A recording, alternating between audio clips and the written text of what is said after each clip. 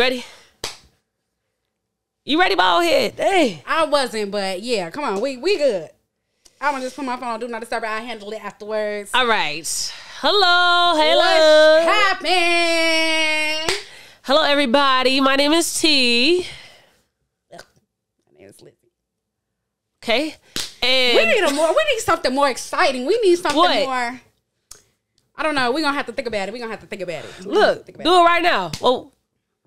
Do it right now? Yeah. Tamaya, goodbye. Anyway, I'm Lizzie. We're going to come up with something more exciting because this kind of... It's a little boring. Maybe we could do a little beatbox or something. All right. So this is Club Culture.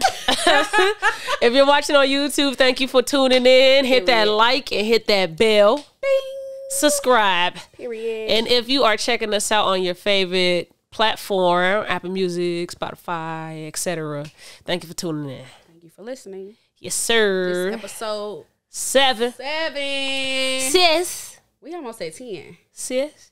7. Siete. Ooh, my bad. So for episode, we almost said episode 10.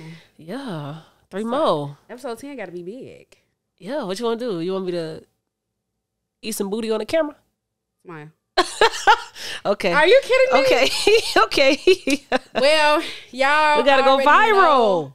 Samaya, stop this, please, immediately. You want 10K? Put a pause on it. Follow us overnight. Not 2 girls, 1 cup. We're not doing this.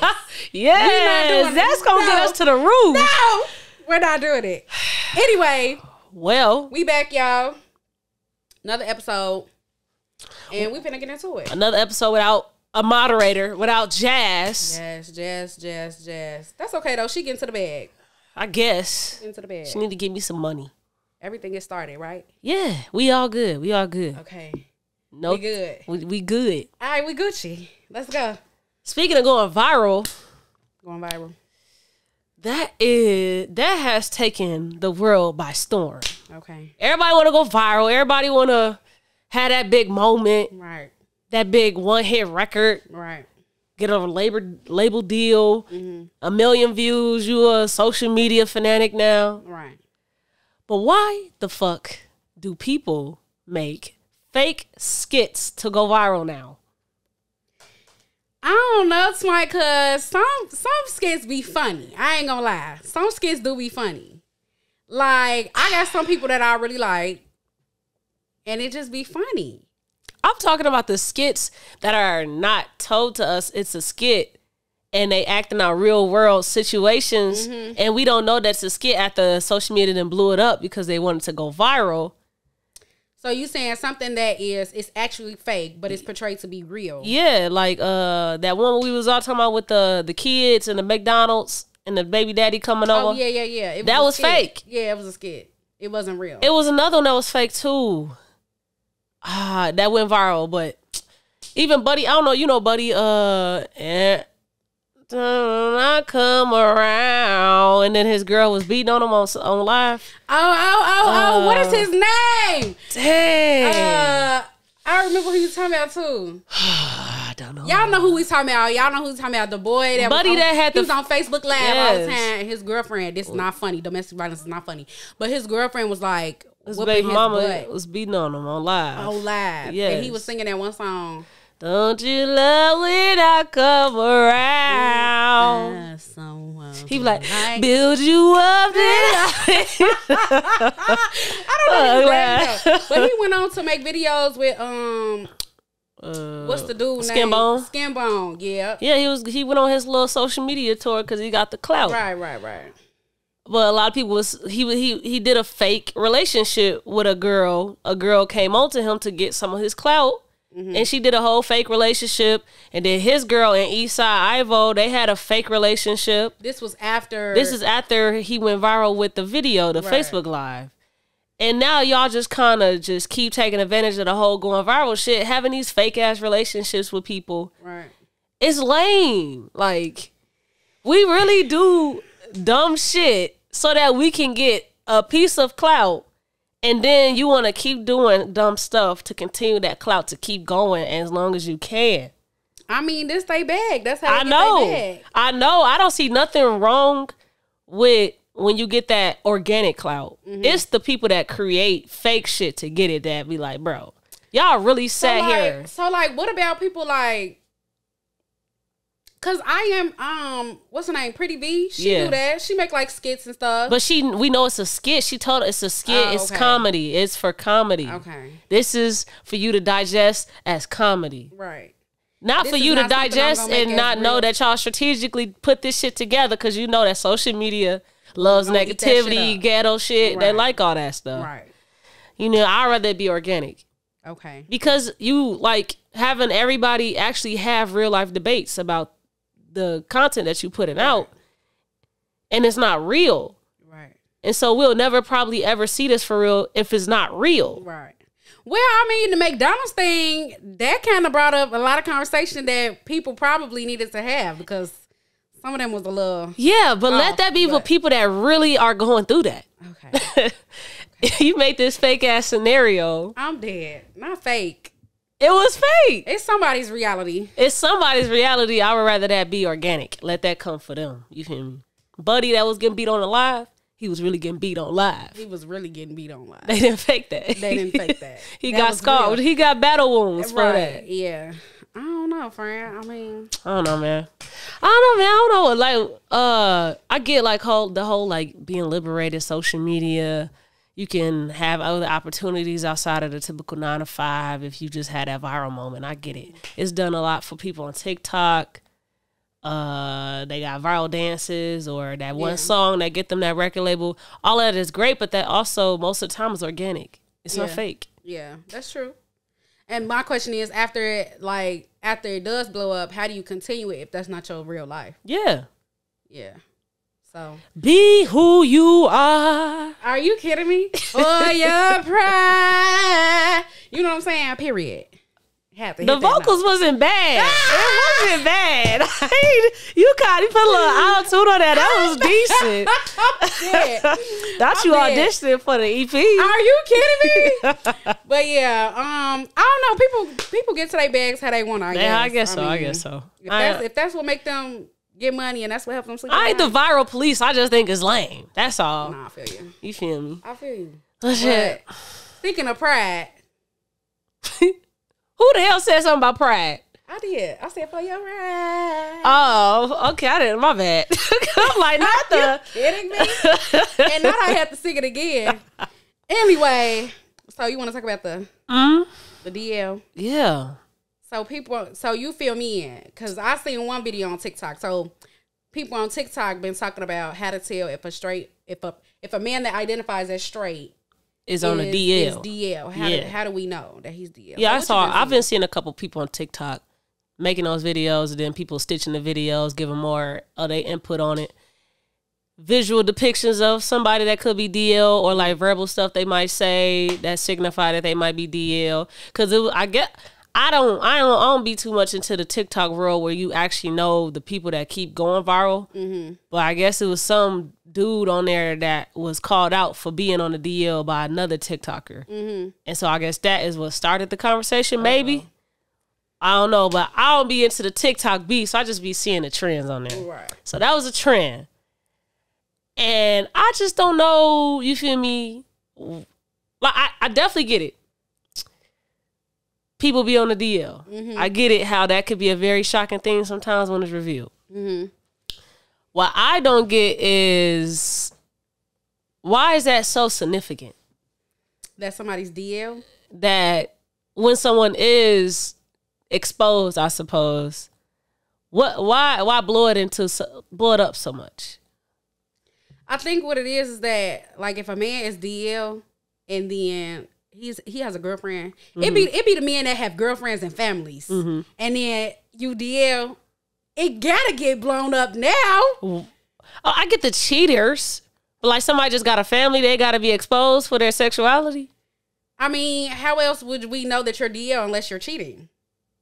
So I can get a person exposed to somebody if they're a cheater. Mm-hmm.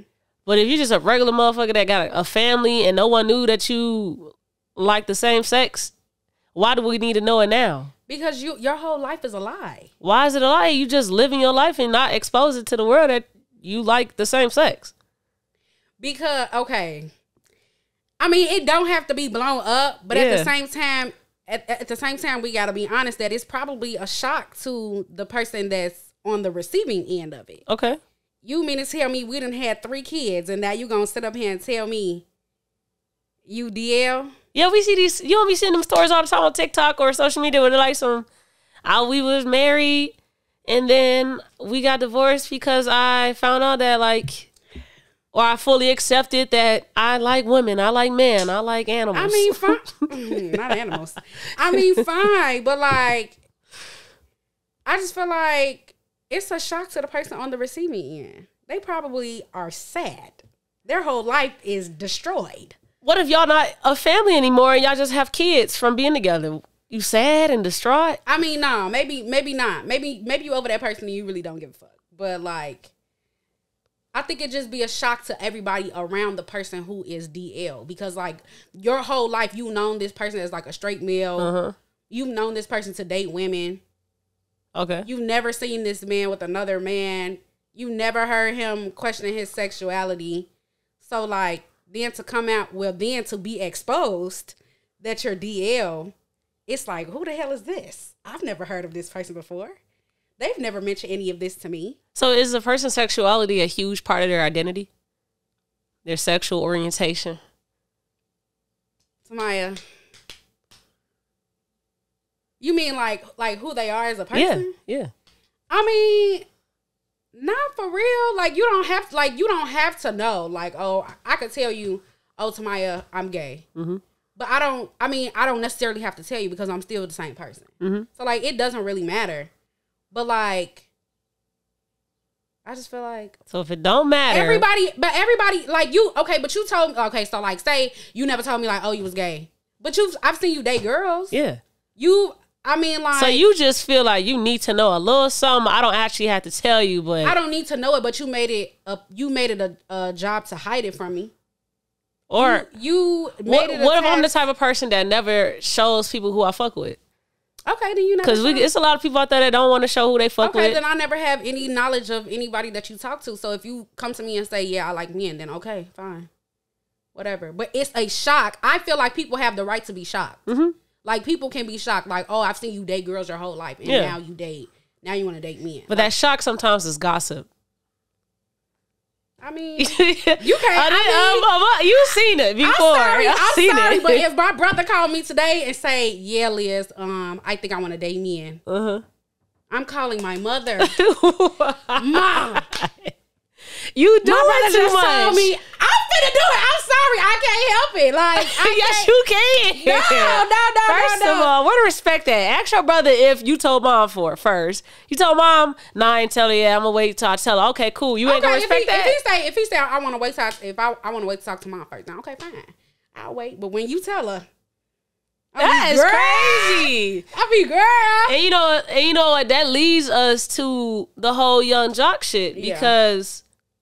Okay, so backstory. Young Jock had a DJ Vlad interview. Mm-hmm. And in the interview, the person that was interviewing him said something about Snoop Dogg's daughter coming out. I don't know much about that, but more of the story, he went on to say, why is coming out significant, basically? Yeah. Why do people need to do it? Why do people feel like they need to do it? And why do others want people to do it? Mm-hmm. He's just questioning the whole idea of the coming out announcement. But before we got to it, we talking about the trending topic of people being men being DL and how that is so significant, so gossipy, so that kind of explains why coming out is significant, right? Well, I mean, okay, so part of the when I said if my brother told me, you said oh, but why do people have to gossip about it? Sometimes it's shock, then sometimes it's excitement. Cause you ever seen a person, you be like, I don't know. I had a few people I went to school with in middle school, and I was like, oh yeah, for sure. They got a little sugar in their tank. You know what I'm saying? For sure. And they was too scared to do it, but now I see them on social media, and I'm like, oh my God, I'm so glad that they finally just said, fuck it, this me. You know what I'm saying? Yeah. And so if I see that, I'm finna call my friend that I went to school with and be like, girl, did you see? See, I told you that nigga gay. But it's like part of it is shock, but then at the same time, I'm like happy for you because like you finally get to live in your truth. Like if that's what you want to do, that's what you want to do. So are you saying that coming out is something that should happen? I will say this. I think this is the part that Young Jock is forgetting about. When he says, like, coming out, why does coming out have to be a thing? Why does it have to be so significant?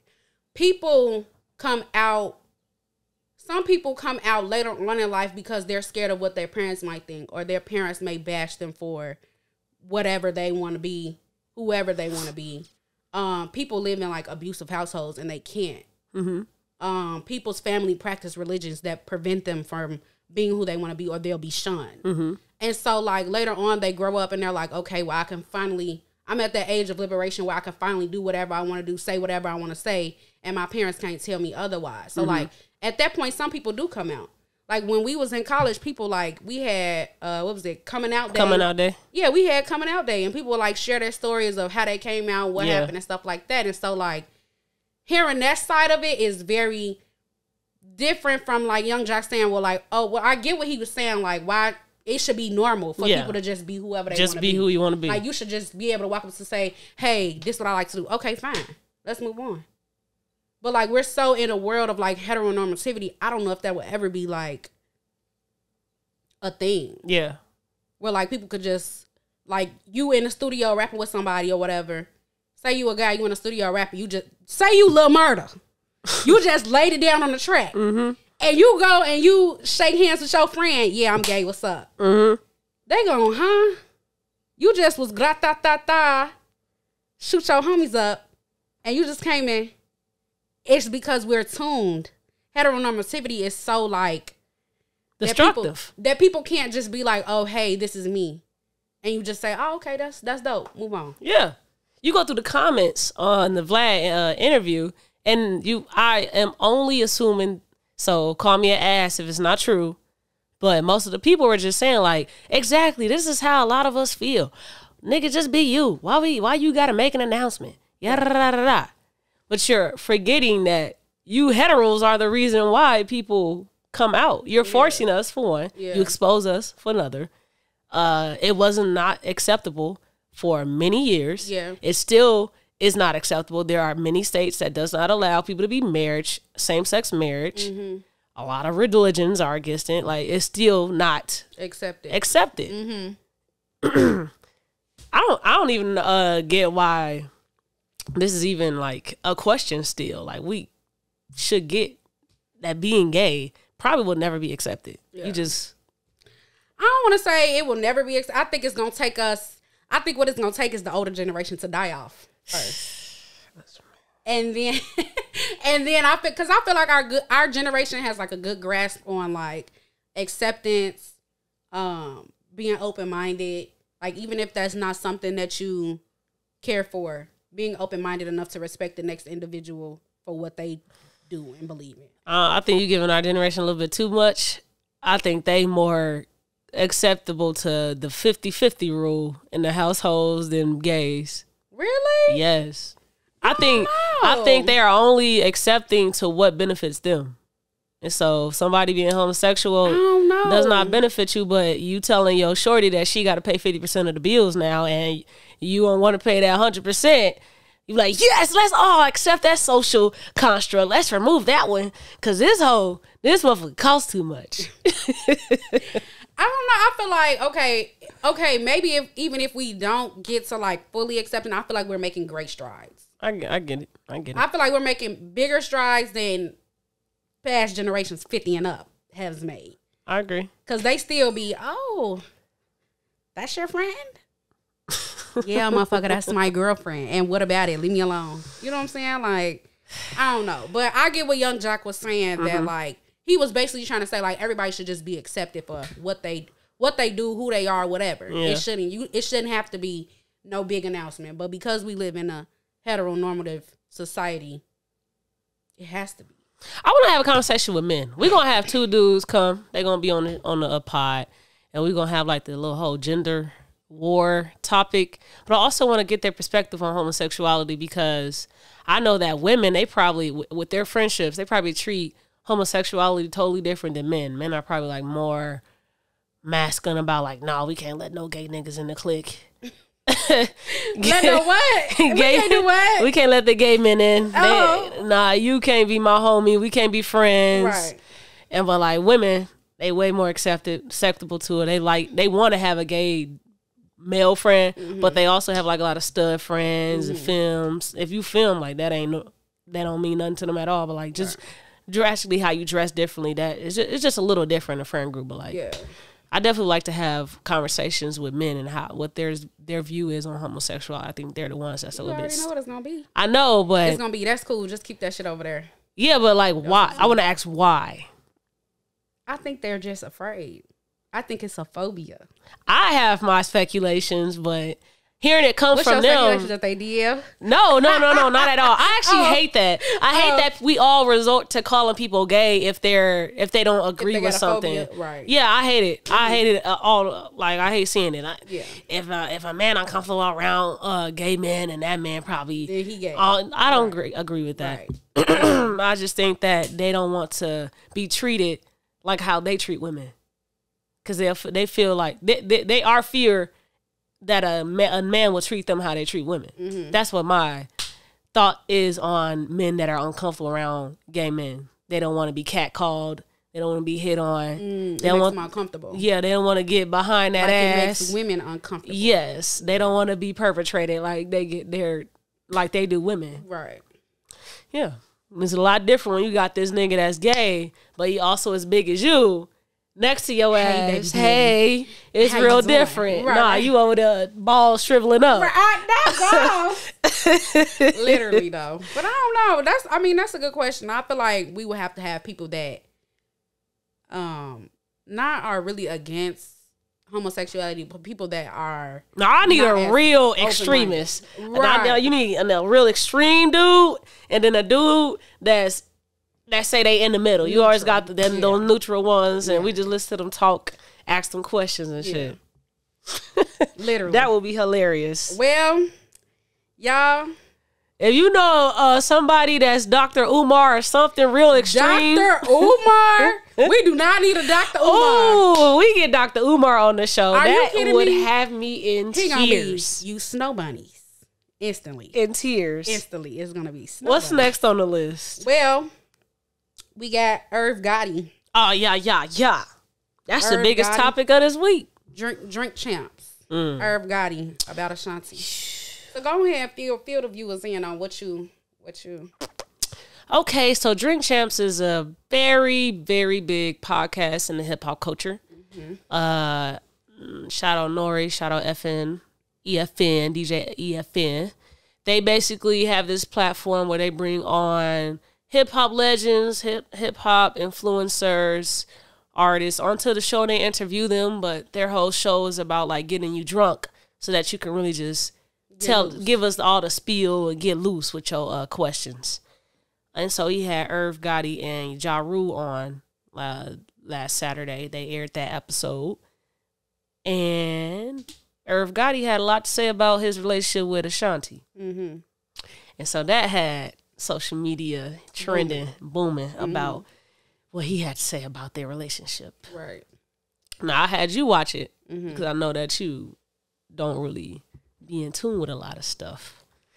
So what is your perspective? What questions you might have so that we could get into the trending topic, the hot topic? So, I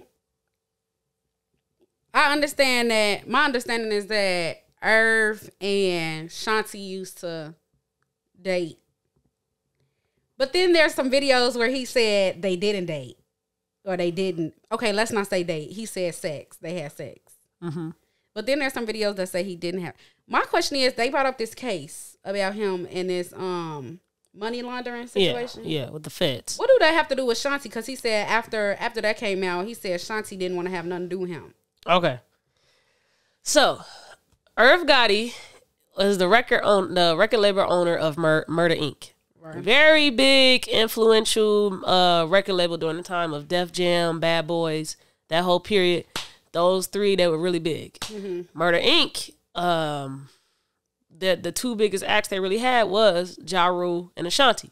Ja Rule was already a big artist before Ashanti came into the mix. And so Irv Gotti and Ja Rule, he was really focused on Ja Rule's career, which was like kind of gangster rap, kind of not. They were trying to like give it that Murder Inc. sound that we know now, which is a lot of Ashanti and Ja Rule records together. More of the story, Irv Gotti feels like Ashanti owes her his life because he put his all into making her who she became with that Murder Inc. sound, and Ja Rule allowing her to be on a lot of his big records when he was as big as he was and she was a nobody at the time. So more of the story, they locked the fuck in. They started dating behind the scenes. He was also like married while dating. He was not divorced yet, but so it was a whole like a gossipy rumor that Ashanti and him were committing adultery, but he was trying to tell her like, no, there was 3 other women that was fucking up my marriage before you came around. It was cool. She was also very young, like 21, 22. So that's their backstory. They were dating. He really was in love with her. We don't know her perspective because she never speaks on it. She don't want to talk about that shit. She basically broke up with him in the car, told his ass when that whole, I don't want to do this anymore. He's ugly. She said, I don't want to do this anymore. I don't want to do that no more. Yes. She said, peace out when the Fed case hit because the Feds have like a 99% conviction rate when they are going against people. He was going against a money laundering case, and she ain't want to have nothing to do. She ain't want to have nothing to do with it, so she wanted to leave Murder Inc. That was it. That was all. He's been. So is that the like? What's the reason why we don't hear much from Ashanti today? Because of him? As far as music, I don't know, but as far as like actually biography, speaking about her life story and all that stuff, I'm pretty sure it's because they have a big part of it, and that's just something she probably don't want to speak on. It's like speaking on a fuck nigga that you don't care about anymore. Okay, you know what? I think that, because I heard what Irv said about like, oh, I basically made her, like, I basically put her on the map. Yeah. My issue with saying that is, if you gonna say that, also mention her talent. Yeah. Because you wouldn't have been able to put her on the map. You wouldn't have been able to make her who she was if it wasn't for her talent. Yeah. If she wasn't able to get in the stew and do what she did, there would be no Ja Rule and Ashanti if Ashanti didn't have the talent that she had. So like, yeah, you might have put her in a position to become who she was, but acknowledge that she has the talent too. Because like, I feel like that's fucked up to say like, I made you who you were. Like, nigga, you ain't God. You ain't just put me together like I'm a fucking Barbie doll and say, yeah, say that shit. Because I can't nobody get in the studio and say that shit like Ashanti did it. Yeah. So, like, give her credit where credit is due. Yeah. You could say that, but say that she's also a very talented individual. Like, don't discredit her. Yeah. And I feel like he was doing a lot of discrediting. Like, and he said, like, he still, he was saying that he was over the whole Nelly situation, but he keeps bringing it up. And it's stupid. It's giving bitter. I'm bitter. Literally, like, it's bad. He just needs to give it up. I mean, and then my other thing that I didn't like was that he was talking about how he would have sex with her, then they would roll over and talk, or they would go in the studio and make music. Like, don't kiss and tell. Yeah. Don't do that. Yeah. Oh, this song came right after we have sex. That's a little too much. Don't get on here telling my business. And that's what I think, that's what people really had the issue. Like, he was really just like steady dragging her name, not giving her credit, like, and just kissing and telling. What are you doing? Some people will say that's his truth. If that's his truth, fine, but it's a graceful way to say that. I mean, he was throwing out a lot of bitches because he don't fucking fuck with her. I mean, that's cool and all, but like, but then you wonder why she don't fuck with you. Look how you talking about her on a public platform. I wouldn't fuck with your ass either. I would not fuck with your ass either. You would fuck with somebody that talk about you like that on a public platform? No. I want to have shit to do with you. You clearly don't want to have shit to do with me because you steady dragging my name. You got all type of bad shit to say about me. The fuck I want to talk to you for? They have a documentary coming out about Murder Inc. And he said that his story with Ashanti gonna be in there. Nigga, you're not over her. That's weird to me. I don't want to hear the story if Ashanti's not giving her side either. Because all we just gonna keep seeing is him dragging her. Him and you appearing bitter. Mm-hmm. So we don't really know all of it until if she ever. I personally wouldn't. If I was her, I would never tell my side. Ever. Let him continue to just keep looking like a dickhead. Yeah. Because that's what he is. I mean, it's a way to get on there and say, like, yeah, me and Ashanti really don't get along. I don't really want to say too much, but it's love, but we just don't see eye to eye. It just leave it at that. Them fucking has nothing to do with the music. Like, you want to say, oh. To him it does. Because to him it does. He think he made her. I know, but like, if you were to do the biography about Murder, Inc., we would never need to know that y'all was in a relationship for us to still appreciate the music that was out there. Right. The music had nothing to do with y'all fucking at all.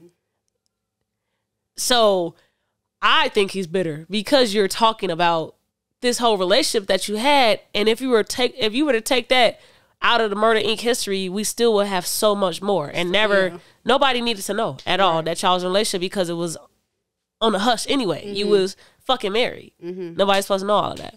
So, lame niggas do lame shit. He did say though that he is hurt. He said he still is hurt. He said he heard about the leaving Murder Inc. thing. He said he ain't heard about the Nelly and him finding out that she dated Nelly and them breaking up. He hurt. Period. He is hurt. How do you... So, because I've experienced this one time in my life when I was dating somebody and we don't work out and all they do is talk shit about me. Mm-hmm. That shit grinds my gears. Mm-hmm. I don't know. You probably never experienced this before. No. So I don't know how she do it. How she can see, because that is a 3-hour long episode and about an hour of it is about them. Just talking shit. Yes. I don't know. I guess people really be mad. And if you don't get no help, then I guess it just comes out. The shit be making, like, when I see bad stuff said about me, it ain't easy to just ignore it. Mm-hmm. At all. It's not easy to just ignore it, especially when there's lies. Like, you say the truth. Like, if you peed in the bed. If you peed in the bed. And that's true. And it's true. And I go and say, like, this pissy ass motherfucker. Right. I gotta suck it up. Right. I can't go in there and defend myself. I know I'm a epic peer. Right. but if it's a lie, right, and that's all the motherfuckers doing is just this motherfucker be peeing in the bed, leaving chips under the bed, whatever. Dirty as hell. Dirty. Yeah, and you know that's not true. Right. That and you just trying to be the bigger person, not speak on it because it's dumb. Mm. But it's not that dumb because this many people that are friends or in y'all circle see you talking about me like this. Like, you be wanting to say something. Yeah. I don't know how she do it because I definitely had moments of saying stuff. I couldn't let some stuff slide. Well, I don't know. I ain't never really had that happen to me, but I think Ashanti is, well, as of right now, I think she's doing the best thing she can. Yeah. Just ignoring him. Keep doing what you're doing on them tours, getting your money. Because he doesn't make money off of Ashanti and Ja Rule when they do shows. Mm-hmm. He makes money off their catalog because he owns their masters. Well, he at least owns Ashanti's. Mm-hmm. I don't know if he owns Ja Rule's, but.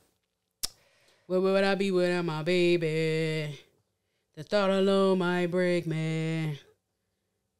And I don't want to go crazy. You really auditioning for this EP? Yeah. What else? What we got? All right, so let's get into it. That was Hot Topics. Music. Okay, you got climate of music at the moment. I know. You know, see, this is why Jazz got to quit her job. And come help us.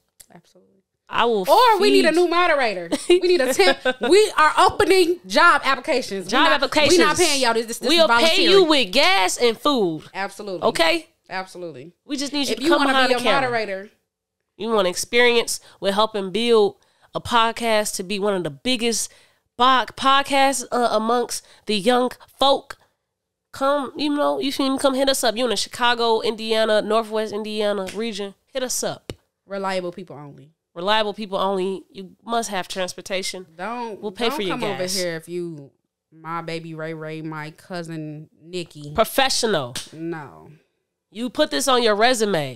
Period. Internship. Period. I mean, we could sign off on that. Listen, man. I done got me a nice paying job off of an internship. Okay, period. Don't do that. All right, period. Shout out to the new jobs. Yes, sir. Yes, sir. Yes. All right. So we gonna hit the wait. You know what? Never mind. We're gonna hit the climate. Boom. We're gonna have it's gonna be some street interviews going on in Atlanta. We got a new correspondent now. Oh, yeah. Shout out Crystal, my sister. Yep. She's gonna be in Atlanta doing the street interviews for us. We got lucky in New York, and so if we catch you on the streets in the ATL, what's popping? Samaya, You a part of club culture now. If we catch you on the streets and you answer a question for us, right? But this week we're gonna be talking about music and the mental health and how that intersects with the human interactions. You feel me? So boom. How would you describe the climate of music right now? Terrible. Terrible? Hate it. How long has it been bad? Hate it. Since lip gloss was popping and Mimi in the Trap. And it's just bad since Soulja Boy said, it's... After that era, I don't know. Maybe I was just too young. But I just feel like music, it don't make me want to get up and dance. It make me want to sit the fuck down. So what you was doing summer 2016? Because that summer was popping. Everybody is stuck on summer 2016, and I don't remember it. I don't remember none of it. We had Lil Yachty, Broccoli, A Boogie, Beyonce Lemonade, Adele. We had like Playboy Cardi, like they all had Drake that. Release an album in 2016? Maybe not. It was a very popping year of music. That's all I know. I don't know, but I don't care for none of this music today. I'm gonna be honest. I don't care for none of these rappers. I really don't care for none of the pop music either. I will listen to it because that's all we got. Mm-hmm. But I really don't care for it. Like I will get in the car and turn on some old school music before I get in the car and turn on this new school stuff. It's just hard. Like it's just like in R&B, hip hop and rap these days just tires me out. Like to get in the car and hear the same thing, my bitch, my drugs, my gun, my money, my cars. I'm tired. The other day I was listening to a song. You remember how they used to say, Cardi used to say she put the pussy on Offset so much? Yeah. I was listening to a song. I said, okay, Cardi, we get it. I have to turn the song. And Cardi is great. But, like, that's just how I feel. Like, people were saying, like, oh, Cardi say this all the time. I feel like people say the same thing in their music all the time. I got a fat ass. I drive fast cars. I sell drugs. Motherfuckers don't even be selling drugs. I shot your homie. Motherfuckers is in the crib hiding. They not even shooting homies for real. And I fucked your bitch. You can't even touch my bitch. Shut up. So a lot of fabricated Absolutely. lines. It's a lot of fabrication. And it just don't make me feel nothing but rage. Like, you be angry? Listen to music today? I don't want to hear it. Like, I just got off work. I just got off work. I just got off a long 8-hour shift. At this point, I'd rather ride in silence than to listen to rap. R&B I can do all the time. I was about to say, so like get off rap. What about R&B? R&B I can do all the time. R&B, it's not disappointing right now. Rap is very disappointing right now. R&B is not disappointing. Could we have a few better artists? Yes. But is it disappointing? No. Rap, and maybe because I'm just not a rap fan. But like rap back in the day, I could listen to some P. Diddy. I could listen to some Tupac. I could listen to some Biggie. Rap in the day, we had Ludacris. I could listen to Ludacris. Ludacris is good. Are you kidding? I like Ludacris. I love Ludacris. Yeah. But I'm saying we still had. I could even do a little bit of Eminem. I don't listen to him like that. I love Kendrick. I love J. Cole. J. Cole. I ain't talking about Jigga. I'm not talking about Jigga. Okay. But, I mean, I'm sure he's cool too. But yeah, I just don't like all the babies. I don't like the babies. The baby, little baby, big baby, cry baby. I could do without it. Even though I just saw Lil Baby in concert, but I could do without them. And maybe that's just because I'm not a rap fan. Did Lil Baby surprise me? Absolutely. He definitely did. But I don't know. How do you feel about this climate of music? You know, I am an album person. I'm not into the single shit. And it's been, the single game for some years now. And I'm tired of that. I just want people to lock the fuck in and give us some great albums. I said this maybe last episode, 2 episodes ago. Lock the in and give us some albums. Cohesive albums. And that's it for me. Like, I want to be able, I'm at the point where, because like playlists are really big things. You want to get your singles on a playlist so that you get it circulated. I don't want to have to make a playlist. I ain't got all the damn time in the world to go through all these damn singles people drop every day and choosing which ones are actually good that go with this vibe. Put that in that one. Now I need a party one. Now I need a going to sleep one. Now I need a road trip one. Like, I don't have time to do all of that bullshit. But that's what they force us to do because they don't make albums. If everybody just locked the fuck in and made us 12 great songs, put it on one project, at least I know, like, okay, I'm finna turn on that new Usher. I know what I'm finna get from that. Boom. Then I can turn on that new August Alsina. I don't know. And I know that's finna be different from Usher. It ain't gonna be as poppy. Boom. But no, y'all got all these damn singles we gotta choose between. Some of them be over here, some of them be over there. Like, it's just, it's exhausting. Like, I was listening to a radio station. I feel like it was a Sirius XM radio station, and Lotto. Is that her stage name now? Yeah, Lotto. Okay, it's not Mulatto. No, it's Lotto. Okay.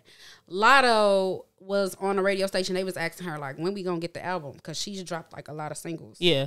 And she's featured with a lot of people. And, like, she like, oh, the album coming, or whatever. So, like, I guess that's to your point. But I just, like, okay, when we do get the albums, I just feel like they're still not. Because they too focused on the singles. Okay, but is that our fault for continually supporting the sound that we like to hear as people?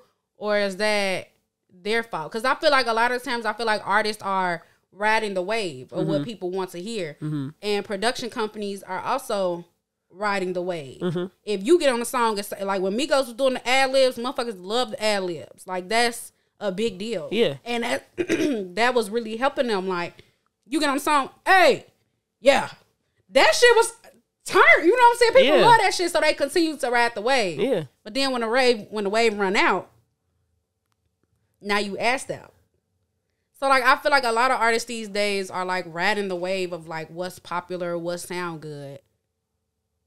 And I don't think a lot of them are good artists. I think people are just what sounds appeasing. Okay, if we get in here, we say a few things about guns, money, sex. Okay, that's what the people want. They're giving you them skits to go viral.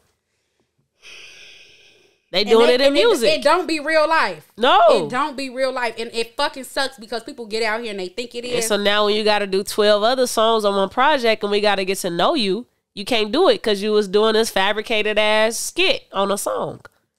So, like, who's to blame for bad artistry? Because you don't want to police. Honestly, you don't want to police how nobody portrays their art. Because if that's how you want to get it off your chest, then I guess go ahead and do that. That's gonna make you an artist.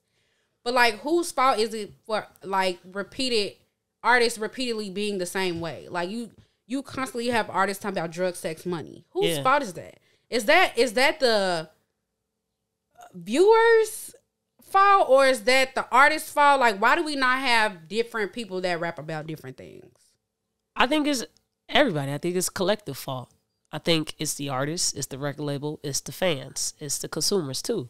Because the consumers has forced that lower attention span. Well, technology has, but we allow technology to, I guess, allow us to be lazy and not actually want to give attention to something longer than we would like to.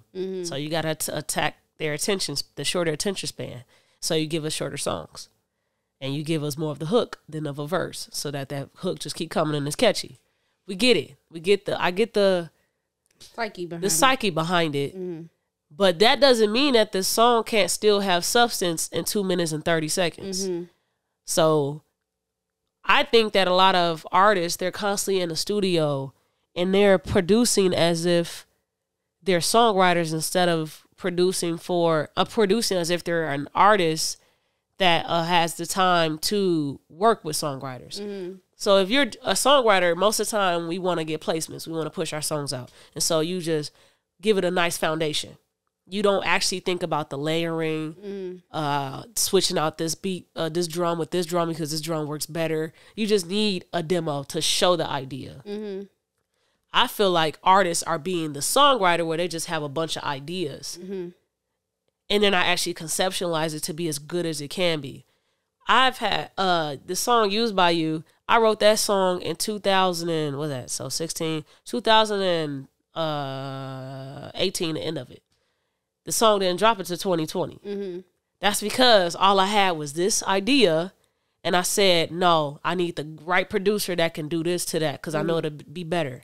So I waited until I had everything that I knew could make it sound better. Mm-hmm. And even in that moment of going to the studio, I heard stuff more. And so I wasn't ready to drop it until I went back, and then I went to go add that more element to it. Mm-hmm. People ain't doing that today because they're trying to suffice to the shorter attention spans, the single game, dropping all as much as you can and be consistent so that your fans have a lot from you. It's just, it's everybody's fault. Yeah. I don't know, like, you know what I miss in music? I miss, like, punchlines. Like, people, like, you have to slow the song down, actually go back and read I miss music Lil Wayne like bars. Yeah, you know what I'm saying? You actually got to slow it down, go read the lyrics, because you have no idea. Leave them dead in the living room. Like, that's a Lil Wayne line, you know what I'm saying? Like, stuff like that. He said, somebody had interviewed him recently, like, he said, get it? Leave it dead in the living room. Like, shit like that. Like, that shit make you go like, oh, like, he right as fuck. You know what I'm saying? Like, and then one time I was in Sephora. Mm-hmm.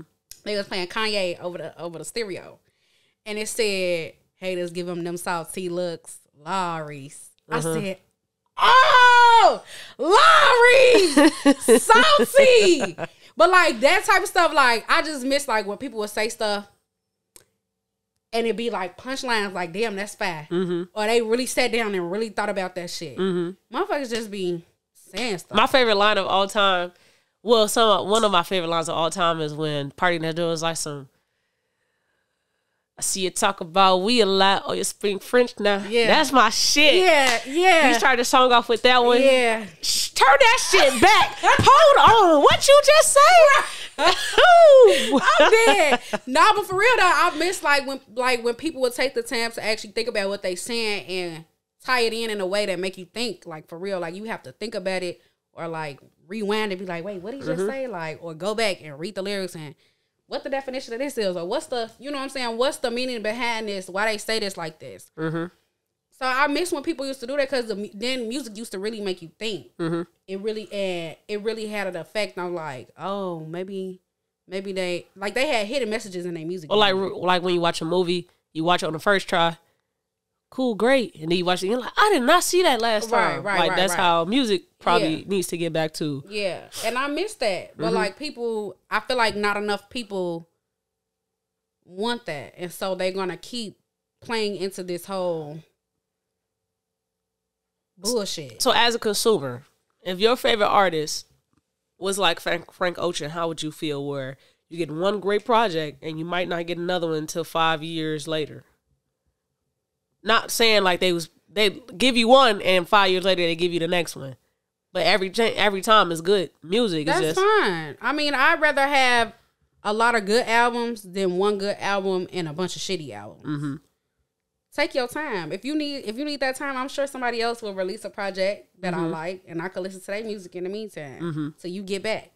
But take your time. The thing is, though, people want money so bad. Like, people want money so bad. People want, like, singles to hit the charts so bad so they can make so much revenue off of it. Yeah. When it's just like, just take your time. Like, I feel like it's become about money at this point. It ain't even about, like, the talent. It's not even about, like, bringing quality. It's about the money. Like, who can make the most money? How fast can you make it? Yeah. How many diamonds can you rock out at once? How many cars? How many houses can you buy? Yeah. Like, it's become about money, and I feel like that's why we lost the talent. For real. Because, like, people are just, like, I want this X amount of dollars. Let me make my own company so I can bring on the next biggest artist. And let me bring on the next biggest artist so my company can make the most amount of money. Like, it's about fucking money, and I hate that for us because I really want that quality back so bad. I agree. I feel like I would listen to rap more if we had that quality back. Yeah. We need more. Like, the Kendrick Lamar album, to a lot of people, is one of the best ones out. And I feel like music can go even greater than that. Mm-hmm. And that was still a good project. I haven't listened to his new album. I feel like it'd be greater than that. I want Born Sinner J. Cole back. Period. I think Cole has never changed on that stuff. No, he's definitely, yeah. He's been out of everybody, I think he's been very consistent. Mm-hmm. And like every project is substantial. Yeah. It has substance, storylines, still bars, still great marketable bars where you could put it as a caption or something. Like, it's still, but he also, when he's not giving us a project, he's giving us features. And so he makes sure that those features are cold as hell too. So I appreciate J. Cole. What he say? He said in that one song, damn, what's that? I gotta look it up. He was throwing shots at fuck his dude name with the rainbow hair. 6ix9ine? Yeah. He said, I get back to me. Next episode we open it with the J. Cole verse. Okay, because I don't know what you're talking about. I have to bring this up. I have to read it verbatim. Okay. But while we on the topic of music, fabricated lines and shit. Not fabricated lines. Yeah. Who's your favorite artist of all time? Michael Jackson. Come on now.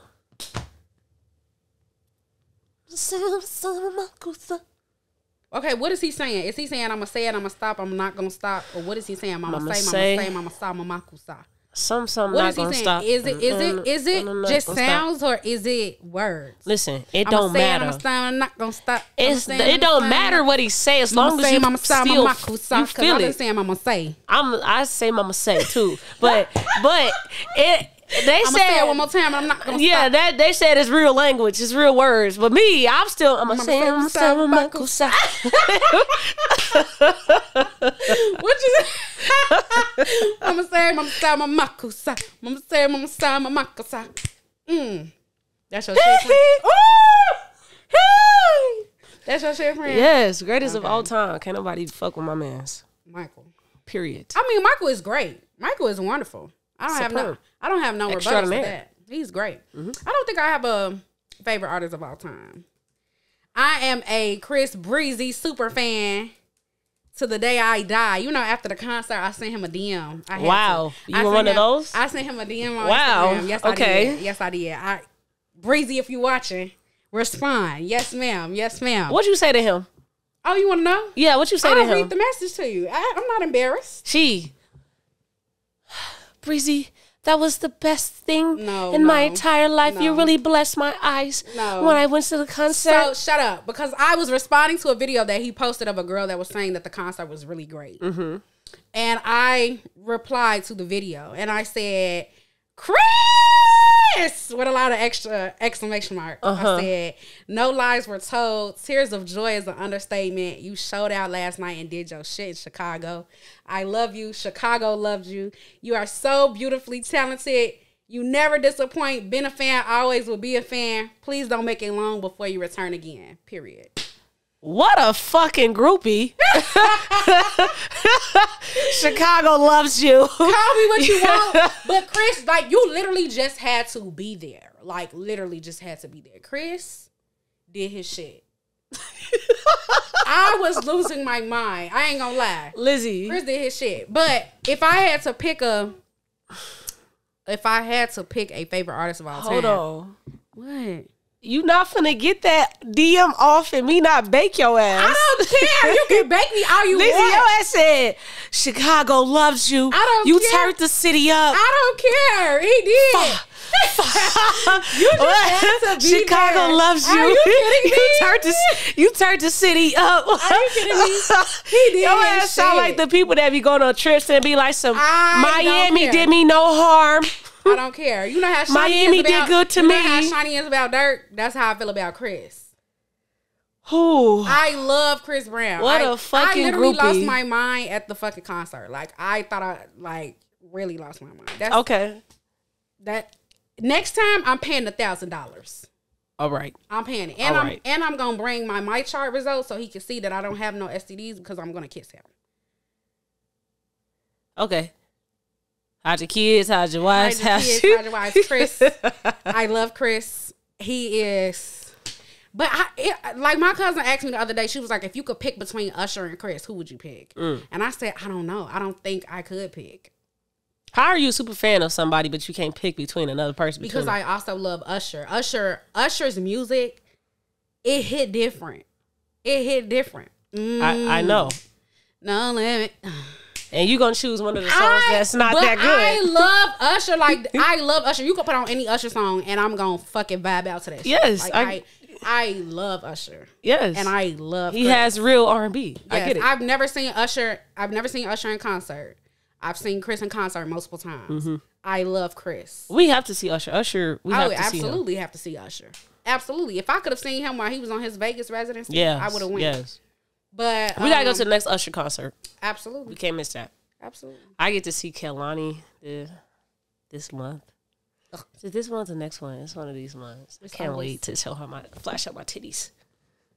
So I'm wrong for wanting to kiss I'm a groupie. I am a groupie for Kehlani. Okay. Got it. I do whatever you say. Whatever you say. So if she say lick my booty crack, you gonna lick her booty crack? Nah, I can't do that. You said whatever you said. No, I was lying. Okay. I ain't that much of a groupie, but I'm a groupie. Okay, yeah. But yeah, if I had to pick an artist of all time, for me, it would probably be between Usher and Chris. That's so tough. It would probably be between those two. I cried. Beyonce is great too, but I'm not a super fan of Beyonce. That's not your artist of all time, because you're not that much of a friend of her. Yeah. I get it. Yeah. I've cried.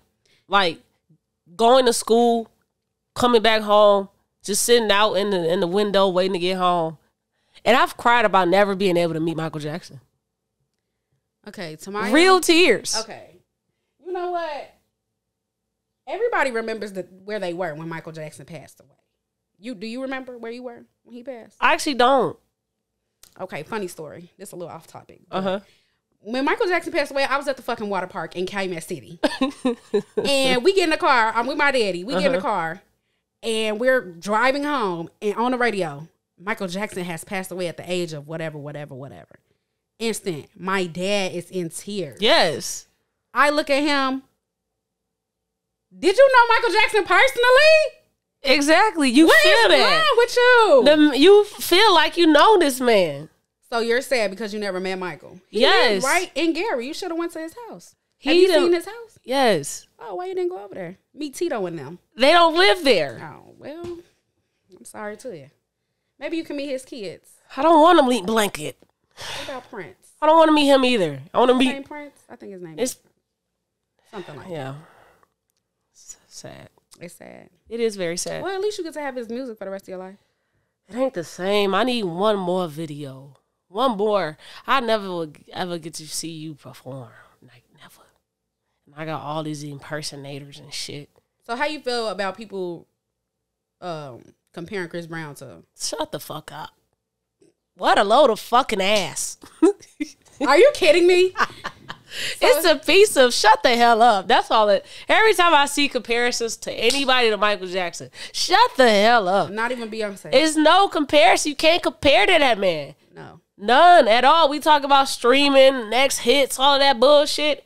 Everything he dropped was a hit. And it did so much in a time where no one in Kansas, and you live in Gary, Indiana, you live in Chicago, you live in Hollywood now, how fucking hard it is to get people to know your music, and you live in Kansas back in those days. Okay, what about performance level? Same. You don't think nobody could perform as good as Michael? Nobody. Now, you could be a great performer, but you're not Michael Jackson performing. Okay. I've never seen Michael, so I've never even seen He used to choreograph some of his stuff. I'm pretty sure Chris Brown and Beyonce, they give their own flares to stuff. The dude took a whole dance move and made it into his own. The moonwalk. Don't nobody give a fuck who actually created it. The man side glide, forward glide, back glide, diagonal glide, hood, throw it up, cough it in your face. Chris Brown ass, they're like, oh, he's so talented. He's more talented. Nobody give a fuck. I can sing, draw, play basketball. See, what I'm not gonna let you do is sit up here and do that because I'm serious. That's what people say. People say like he's so talented. He's more talented than Michael Jackson. Okay, great, facts. Maybe we don't know everything Michael Jackson could do, but let's just say he is more talented. I'm gonna have to watch the Chris Brown Drink Champs because they talked about this. On the Drink Champs. He said the same thing. He is nowhere near that man. Oh, that's what he said. He would be nothing without Michael Jackson, and he said he's nowhere near that man. So you just ruined the statistically, statistics alone, no one is touching Michael Jackson. Okay. That is during a time where we didn't have social media. We didn't have streaming. Right. You had records. You had to sell records. You had to make sure that you lived here. You had to sell CDs. You had to sell CDs. They used to record shows, and they'll sell the shows because everybody won't be able to get there. Now you can go to a show and they go to almost every major city. You can try to get there, but still everybody won't get there. But you don't have to sell these CDs and shit. Niggas have specials on Netflix. You don't ever have to see Kevin Hart in person because you just go watch the special. Michael Jackson didn't have none of that stuff, and he went diamond.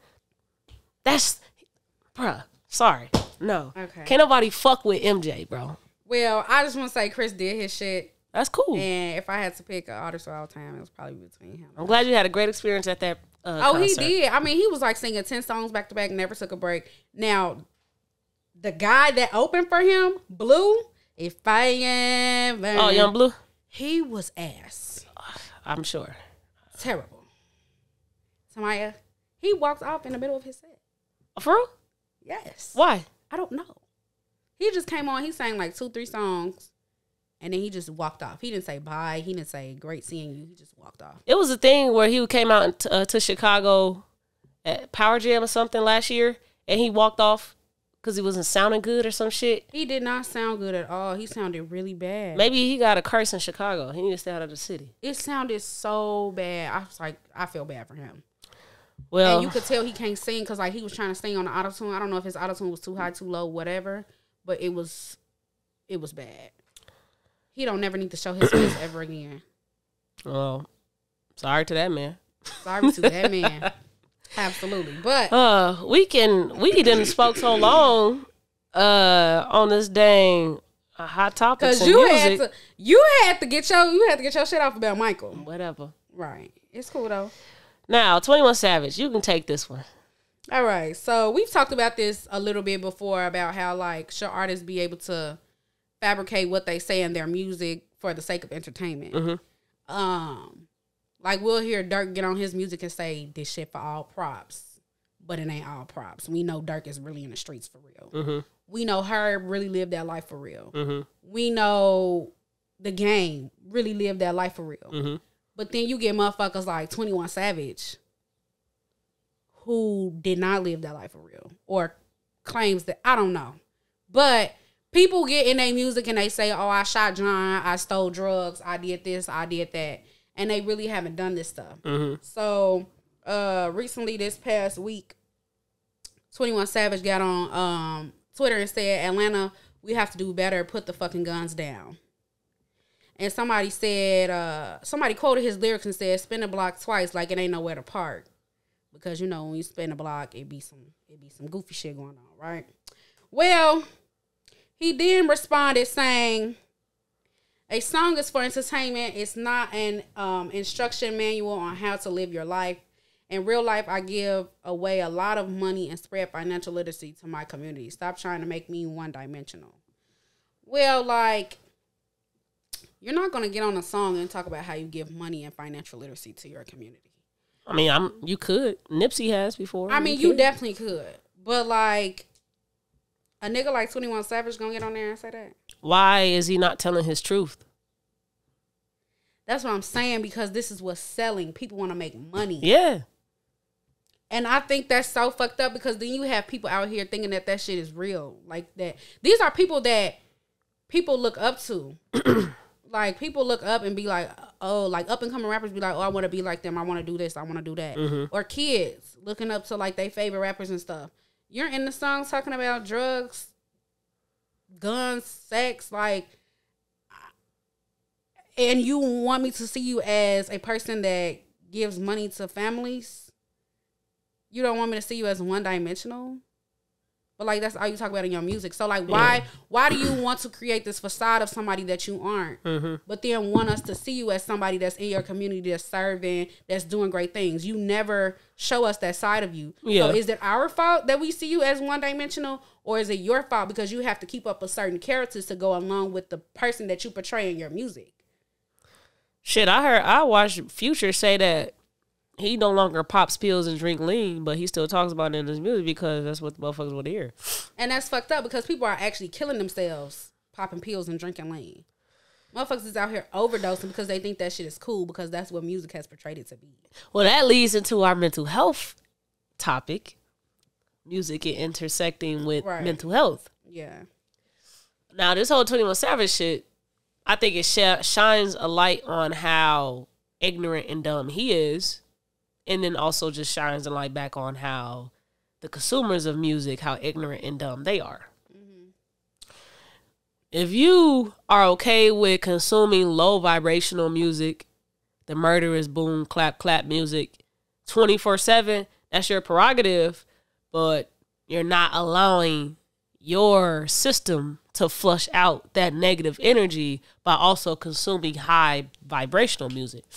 My only question is, I don't know if the music I consume, which is R&B, if the music that's about breakups, that's about pain and grief, if that music is also low vibrational because of the topic, the content that it's about.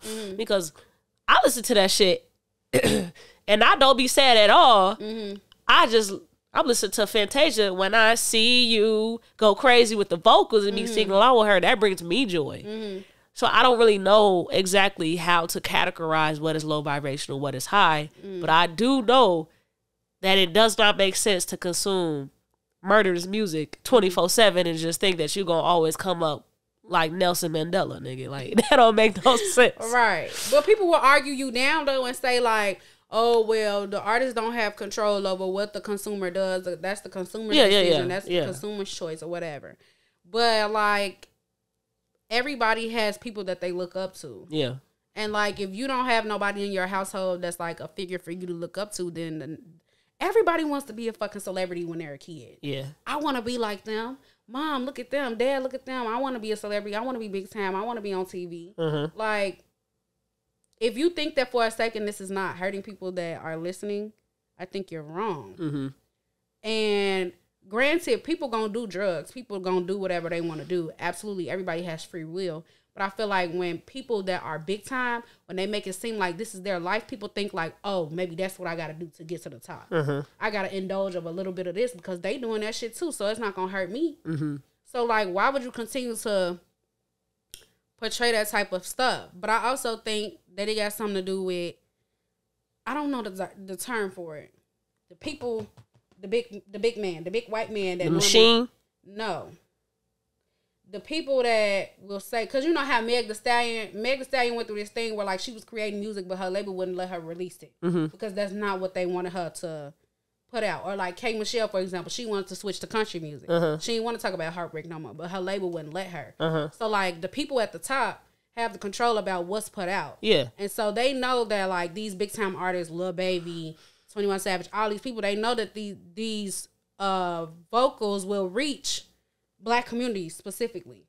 So like I wonder if there's some type of systematic thing going on there where they're just like not purposefully trying to like harm the Black community, so to say, but like some type of systematic thing, you know, going on where like, okay, I know this is specifically gonna speak to the Black community, so let's don't release this shit where you talking about financial literacy, but release this shit because this is what they gonna fuck with, and this is how we gonna keep them where they at. Have you heard that Lil Baby song?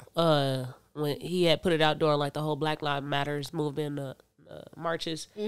That song, he was basically like, I'm no longer gonna make shit like that because it brought me a lot of black backlash or some shit. But I am like a conspiracy theorist. I feel like it's because the machine wasn't liking that song coming from him. Machine? Who is Machine? So the people that are behind the scenes, okay, making the power moves and shit. I don't think they like that coming from him. And that song actually did do some numbers. So if he was to put out more of that, that's not helping their agenda, whatever that is. And it's not really, I mean, technically it's not helping his image either. Yeah. Like, it's helping his image because we as black people enjoy him bringing that to the light. But it's, if he continued to do it, eventually, because it's not what the whole, like, the mass wants. So eventually his numbers will probably continue to decline. And again, he won't make any money like he was making before off the stupid shit that he be talking about. So I watch Drink Top Champs a lot and Wallow and Gilly's podcast. They speak a lot to like the young bucks and the old heads in the hip hop culture. And they always like talk about like, man, young bucks, they gotta put the guns down. Like, they really, really want to live their raps. And we just keep losing so many of our young rappers and whatever. But back in the day, authenticity was very important. Hip hop was big on authenticity and still is. So you got people like Drake that's exposed of ghostwriters and shit. So like, oh, the authenticity, you're not the person I thought you were. And so like, is there a world where hip hop can be authentic, you can be yourself, and you also can not live a life of crime and be marketable, can be a big artist? Because I don't think like J. Cole, Kendrick, they don't live a life of crime that I know of. They don't talk about it, but they do talk about from their lens what they saw in their world, lives of the crime that they saw. They next to gangbangers, they friends with whatever. So they could talk about that. That's still from their lens. But what if somebody don't even want to talk about all of that? They're not a Christian rapper, but they rap. Are they still accepted in the hip hop? Can they be pushed as far? Will everybody consume them? I don't think that. I don't know what's the psyche behind our people enjoying murderous music. Let's not talk about white people, other ethnicities that has popularized the rap genre to be as big as it is today. Let's talk about our people, because I can't fucking understand why a white person would hear about somebody gorilla in a coop. They think it's catchy. I don't get that. They like it. But I think it's catchy. And J. Cole also said something about that. I have to find the verse and I'm going to bring it. Because he said something about, he was basically, I forget what song it was, but he said something about how rappers will say shit and white people will be nodding their head to the shit, but like it's really affecting your people. Yeah. And white people think that shit is cool. They rapping about it. They having a great time. Meanwhile, it's fucking up your own community. Yeah. So I have to find the actual lyrics and what he said, but that shit was fire as fuck. I don't get it. But to put it into perspective, for people that are out there just like, no, that's not true. Let's talk about Chicago drill movement. When drill came out, now granted, gangs in Chicago already got their issues. It's already been fire. You know what I'm saying? Already been back and forth. It's deeper than just the music. Granted. Yeah. But when drill came out, the city was so fucking hot.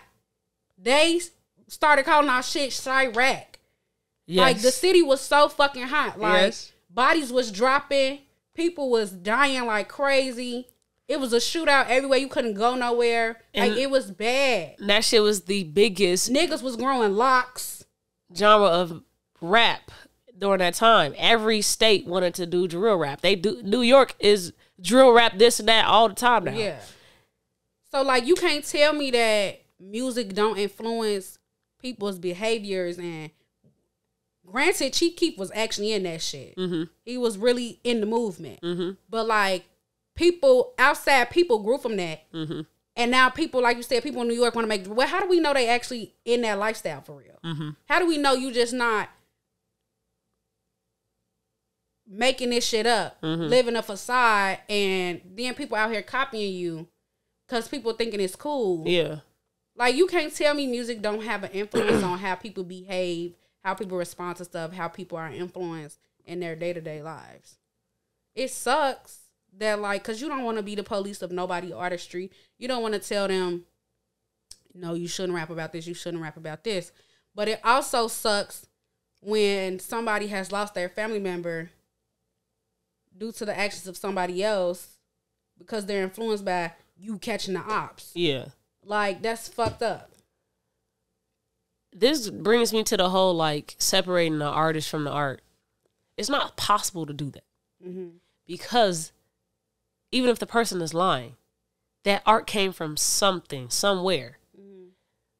If we know that Lil Durk, Herb, Keith was really in the streets and they making this drill music, some of the stuff that they were saying that rhymes and sounds great to us probably did happen. And we're making them rich off of actually catching bodies. Mm-hmm. Still out here catching back for Vaughn. Mm-hmm. And we're making them rich. Like, yes, Herb, Durk, Chief, calm the fuck down. Mm-hmm. They superstars now, living their lives, families being model citizens, I suppose. Mm-hmm.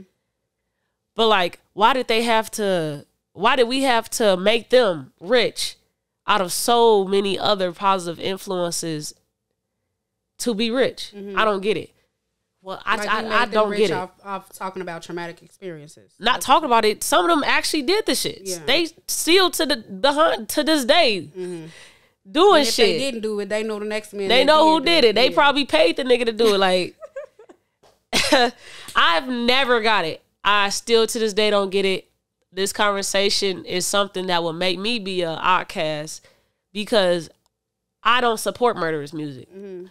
I think I started this when I was a junior in college because I was a big Durk fan, and like before Keith and I didn't get their music, but I got Durk's. Mm-hmm. I was a big fan, and I was like, wait, this don't make sense to the type of person I'm growing into, mm-hmm. so I need to stop listening to this shit. Mm-hmm. So I stopped listening to all of this music. Mm-hmm. I don't consume murderous rap. If I hear it, I'm turning it off. Yeah, like young boy music is wild to me. Wow. He say stuff that's more than... He say had sex with my cousin, had to stop having sex with my cousin. He say wild stuff. He say real wild stuff. But people like his music, and I don't understand why. Like, I would turn on Young Boy and have to turn it off. I gotta probably go speak to a pastor after Young Boy. Not a pastor. I gotta do a confessional. Oh my God.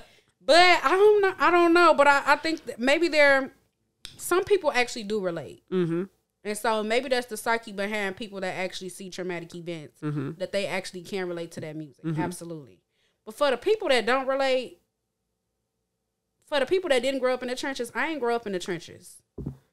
For the white people, I don't like, some of white people did grow up in the trenches, granted, but all of them did not.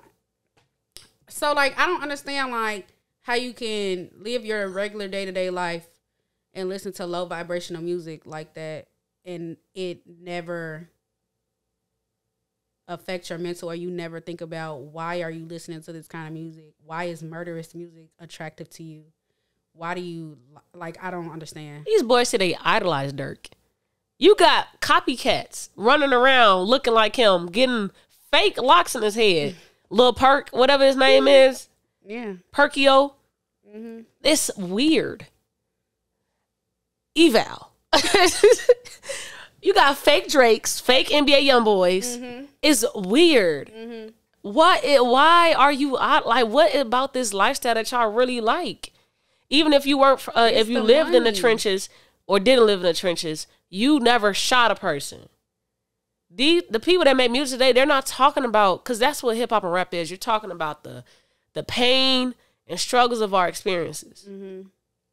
Whether you had to sell drugs or watch your mama get hooked on drugs, I understand you speaking on that, rapping about that. Mm-hmm. But if you are somebody that's off O Block, yeah, run up on that spinning block, like, I don't want to hear that, because that's telling me, that's not you telling me about the pain and experiences of being black.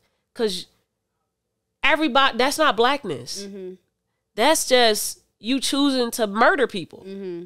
It's not the same. Right. And now you got people of so many ages wanting to be you. Yeah. They're like, that shit is weird. Yeah. Trenches or not, you ain't never had to shoot somebody, so how can you connect to Durk's music? Right. You never had to shoot anybody. Yeah. I was watching, we're going to have to talk about this the next time, but there was a video on TikTok of a guy he was saying something around the realms of, why do black people that come from poor environments not like black people that come from rich environments? Have you seen that TikTok? Yeah. Yeah. And then somebody said something that stuck with me about how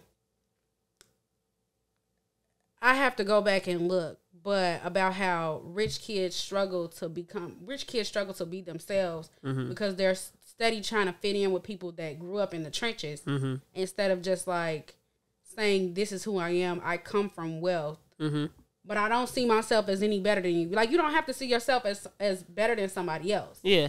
Anyway, I feel like people will fight tooth and nail to say, oh, people can do whatever they want to do. People can, people have free will. Music doesn't influence them, whatever. I think it does influence people, and specifically because of the money. People that come from poor communities specifically want to be rich so bad. People want to have money so bad. People will go out there and buy fake Louis belts, fake Gucci belts just to look rich so bad. Or maybe it's real and they just went broke selling their food stamps trying to look good. You know what I'm saying? You cannot tell me that that's not because of what these rappers wear, how these people look in their videos and all that.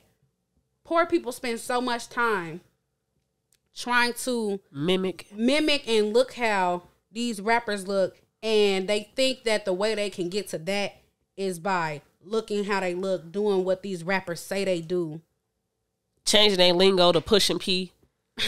It's the dumbest shit I ever fucking seen. Not pushing P. My gosh. And the whole time these rappers are living a facade, they don't even do this shit in real life. So I think that's the fucked up part about it, because now you got a little nigga running around here with a gun, a Louis V belt.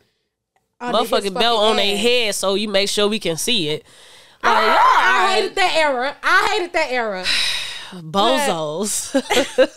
Fucking lames. But like, to 21 Savage's point, like, I don't understand why artists do it. And then you sit up and you say you want us to separate the person from the music.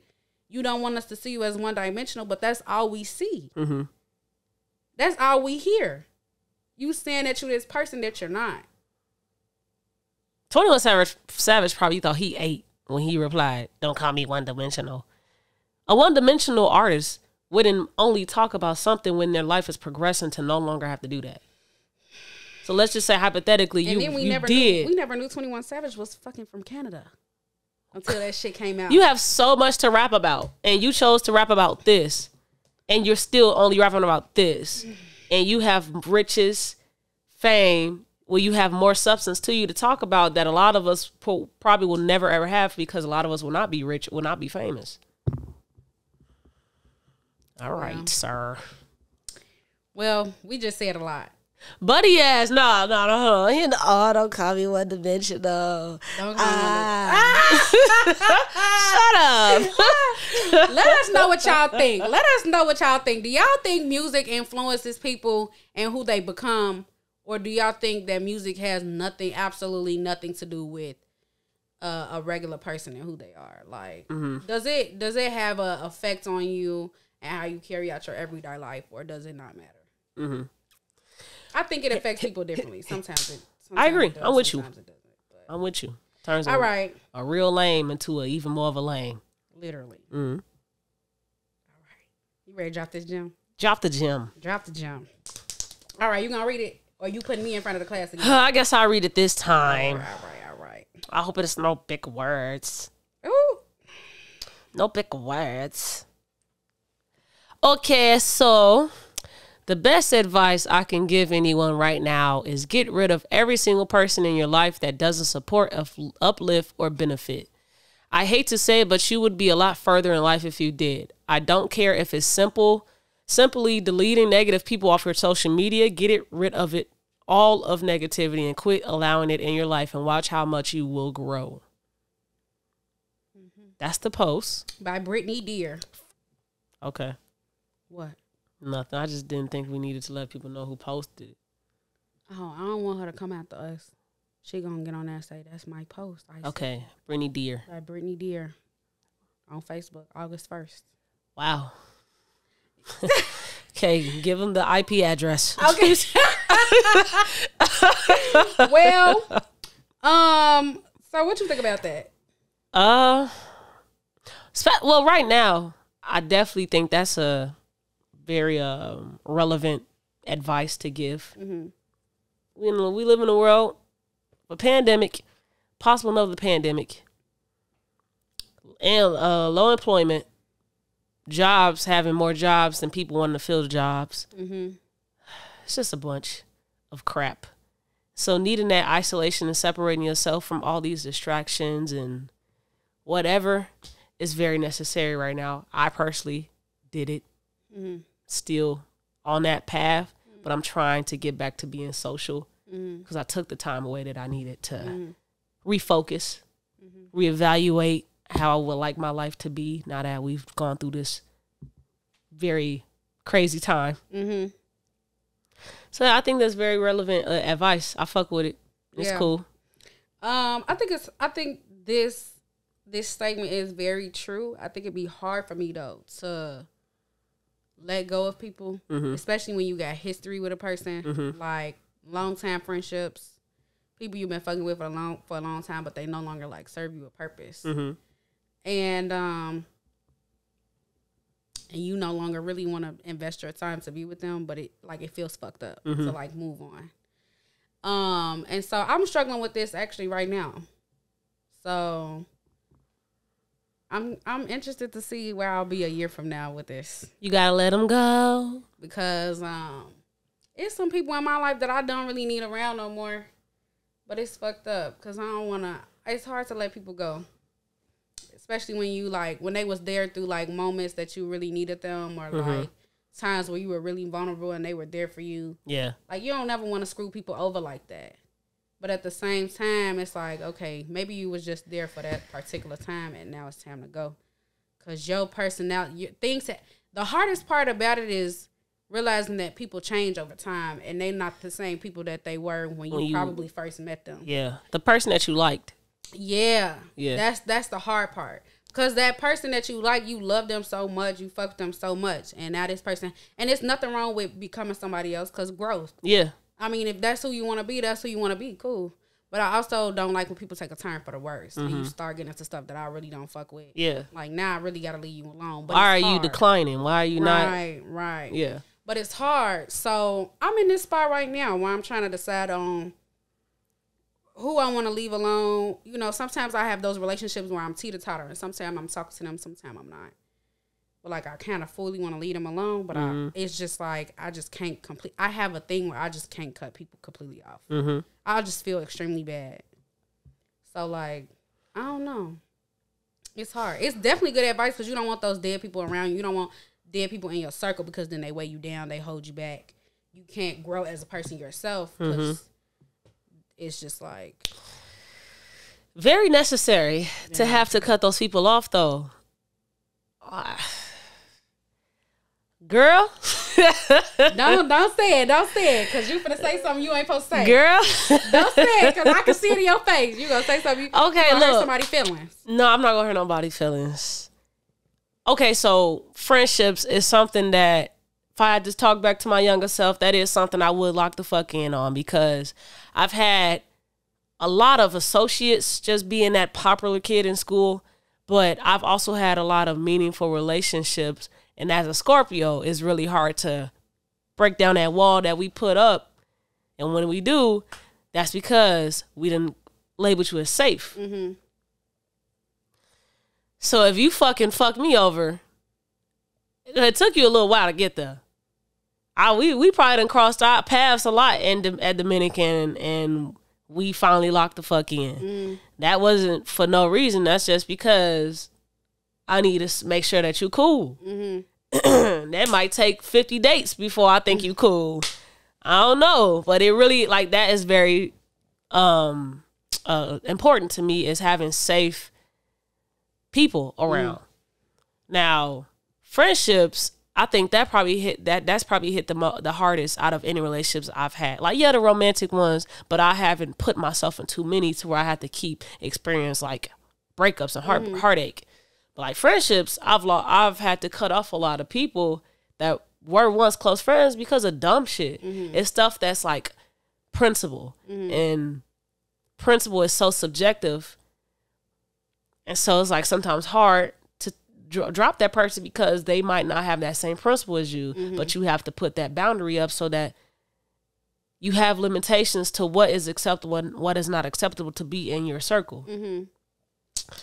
So like that advice is great, but it is harder said than done.